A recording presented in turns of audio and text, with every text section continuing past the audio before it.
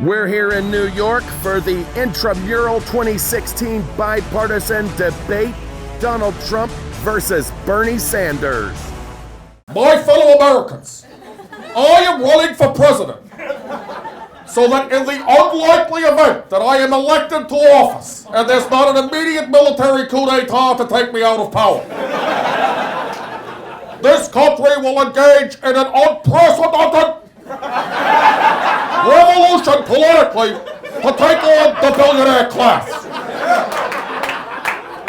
Because in a society where the top 1% of the top 10% of the top 1% of the top 10% of the top 1% of the top 10%, for those of you not tracking it, that's 0.00000001 of the top 1%! This is a great country. This is a great country. This is a fun place. And I promise, I'm killing everyone in the polls. I can guarantee you this. I'm killing everyone in the polls. And if I'm elected president, I will kill everyone. I promise you that. I can promise you that. Here's some facts, okay? The minute I become president, we'll start the Anchor Baby program, where we start bronzing Mexican immigrants and putting them on naval ships so that they're put to use finally. I'm just saying, bronze them and make it a real thing. No, it's no longer an offensive metaphor. Now I know what you're thinking. I know what you're thinking. Bernie, you look like you're running for president of the Muppet Show. That's fair. That's valid. People have said that I look like I was forcibly held down in a cotton candy machine. That is true.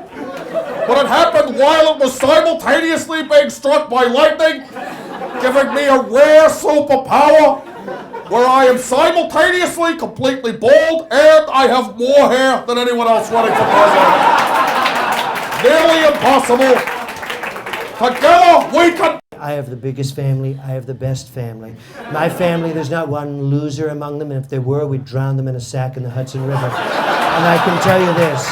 I'll promise you this right now. There's a reason I named my daughter Ivanka, because I want to fuck her. And I promise you this now. Family, you want to keep family tight? Well, my family's the tightest, specifically my daughter. I bred her to be so tight, and when I marry her, I'm marrying my daughter is what I'm saying. I'm marrying my daughter. I firmly believe that the country needs a figurehead like me as president.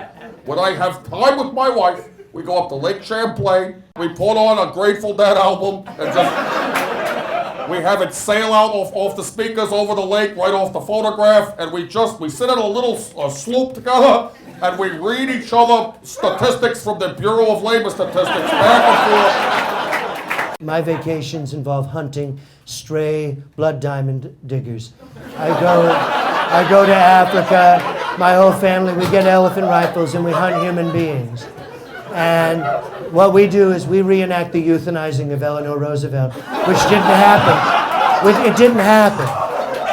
My question for Mr. Trump.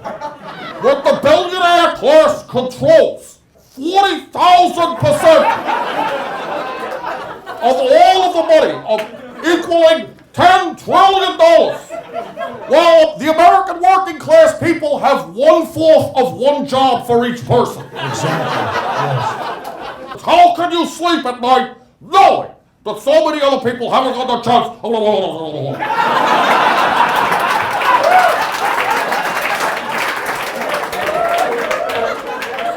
I want to answer the last part of his question first.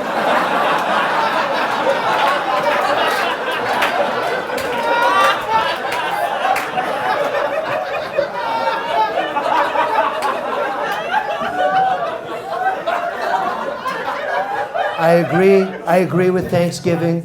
I support turkeys 100%. I support bilingual Turkey-English schools. That I'm not good, because turkeys are Americans. Last time I checked, turkeys were here before the Indians, so here's the point. We're a great country. We have a lot of challenges. We're going to win. You're going to be so sick of winning, you're going to put a shotgun in your head and blow your fucking brains out. You're going to be so sick of winning. We're going to win everything, and then we're going to go to China. And I love the Chinese. I love them. I think they're fun. You can put little plates on their heads. You can eat food off of them. They're great people.